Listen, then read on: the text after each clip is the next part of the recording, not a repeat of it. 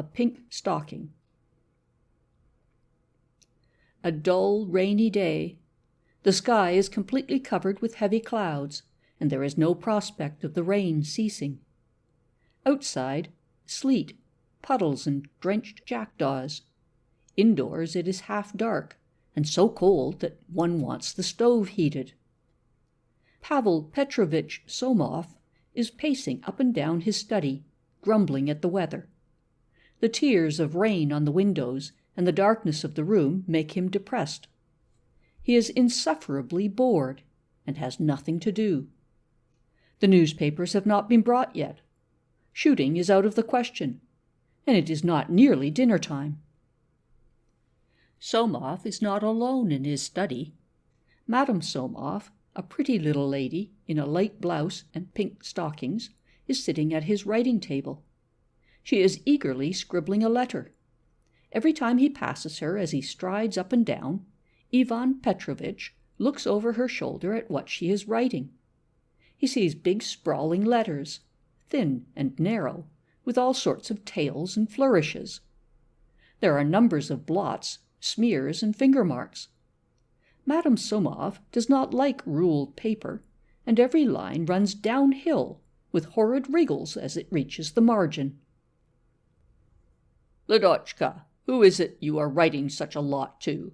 Somov inquires, seeing that his wife is just beginning to scribble the 6th page. "To Sister Varya." It's a long letter. I'm so bored. Let me read it." "Here, you may read it, but there's nothing interesting in it." Somov takes the written pages, and, still pacing up and down, begins reading. Lidochka leans her elbows on the back of her chair and watches the expression of his face. After the first page, his face lengthens, and an expression of something almost like panic comes into it. At the 3rd page, Somov frowns and scratches the back of his head. At the 4th, he pauses, looks with a scared face at his wife, and seems to ponder. After thinking a little, he takes up the letter again with a sigh. His face betrays perplexity and even alarm. "Well, this is beyond anything," he mutters as he finishes reading the letter and flings the sheets on the table. "It's positively incredible." "What's the matter?" asks Lidochka, flustered. "What's the matter? You've covered 6 pages, wasted a good 2 hours scribbling, and there's nothing in it at all. If there were one tiny idea, one reads on, and one's brain is as muddled as though one were deciphering the Chinese wriggles on tea-chests. Ugh!" "Yes, that's true, Vanya," says Lidochka, reddening. "I wrote it carelessly." "Queer sort of carelessness. In a careless letter there is some meaning and style.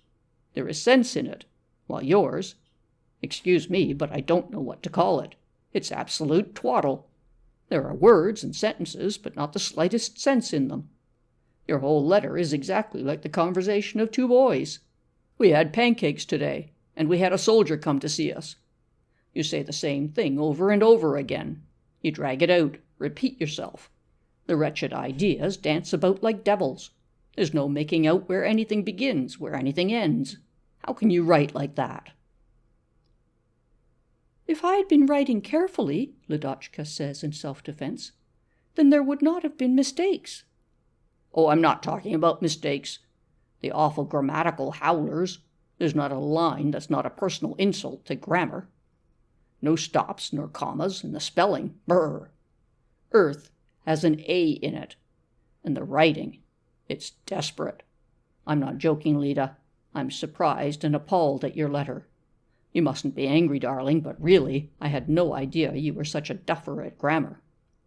And yet you belong to a cultivated, well-educated circle. You are the wife of a university man and the daughter of a general.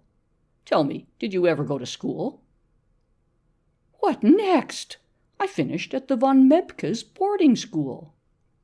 Somov shrugs his shoulders and continues to pace up and down, sighing. Lidochka, conscious of her ignorance and ashamed of it, sighs too and casts down her eyes. 10 minutes pass in silence, You know, Ladochka, it really is awful, says Somov, suddenly halting in front of her and looking into her face with horror. You are a mother. Do you understand? A mother. How can you teach your children if you know nothing yourself? You have a good brain, but what's the use of it if you have never mastered the very rudiments of knowledge? There, never mind about knowledge. The children will get that at school.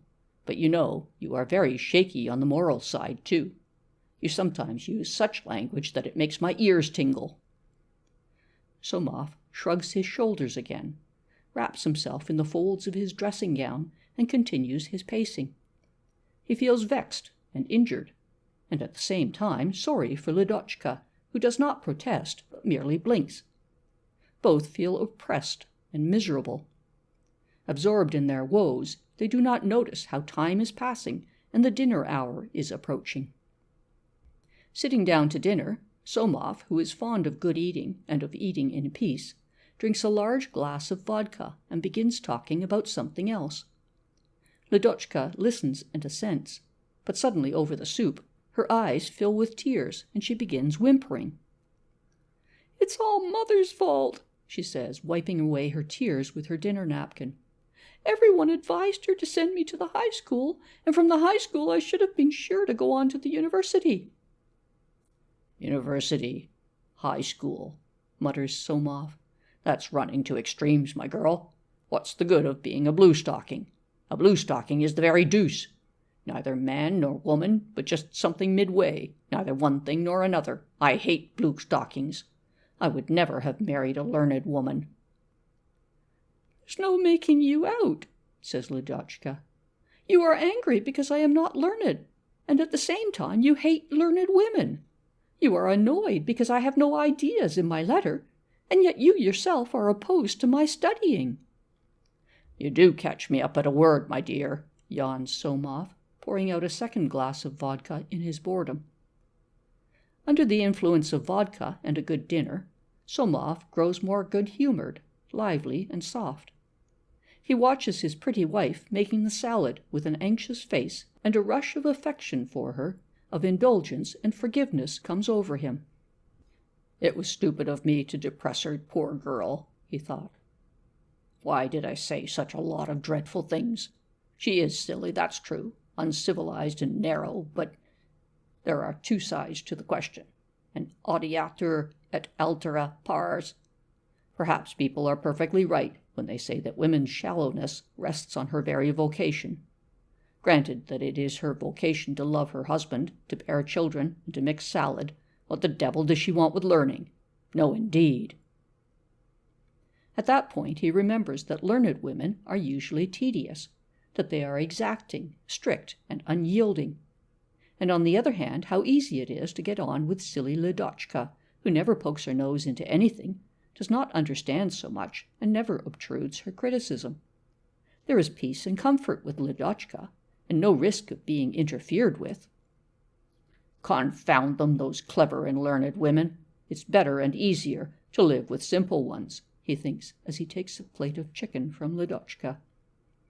He recollects that a civilized man sometimes feels a desire to talk and share his thoughts with a clever and well-educated woman. "What of it?" thinks Somov. "If I want to talk of intellectual subjects, I'll go to Natalia Andreevna or to Marya Francovna. It's very simple. But no, I shan't go. One can discuss intellectual subjects with men," he finally decides.